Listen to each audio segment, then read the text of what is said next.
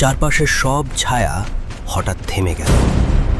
কুয়াশার ভেতর থেকে ধীরে ধীরে তৈরি হলো এক বিশাল অন্ধকার মূর্তি, যেন সব ছায়ারই আসলো নেতা। আরিয়ান ক্যামেরা শক্ত করে ধরল, তার বুক দ্রুত ধুকপুক করছে।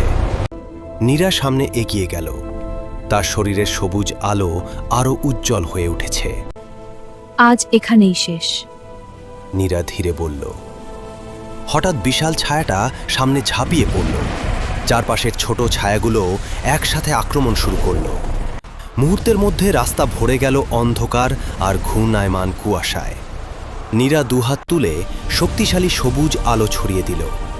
একটার পর একটা ছায়া ধোঁয়ার মতো মিলিয়ে যেতে লাগলো, কিন্তু বিশাল ছায়াটা এখনো দাঁড়িয়ে আছে। ঠিক তখনই আরিয়ান ক্যামেরার ফ্ল্যাশ চালু করল।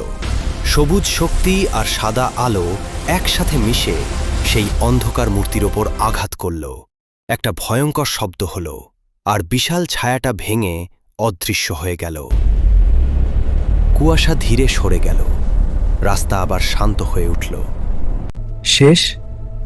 আরিয়ান ধীরে জিজ্ঞেস করল। এই যুদ্ধটা শেষ, শহরের মানুষ এখন নিরাপদ। নীরা দূরের অন্ধকার গলির দিকে তাকিয়ে বলল। আরিয়ান চলে যাচ্ছিল, আর ঠিক তখনই নীরা পেছন থেকে বলে উঠল, তবে মনে রেখো, ছায়াকে কিন্তু পুরোপুরি ধ্বংস করা সম্ভব নয়। তারপর নীরা বিকট জোরে একটা হাসি দিয়ে হাওয়ায় মিলিয়ে গেল। আর এরই সাথে এই গল্পের প্রথম সিজন এখানেই শেষ হলো। পরের সিজন দেখতে চাইলে কমেন্ট করুন।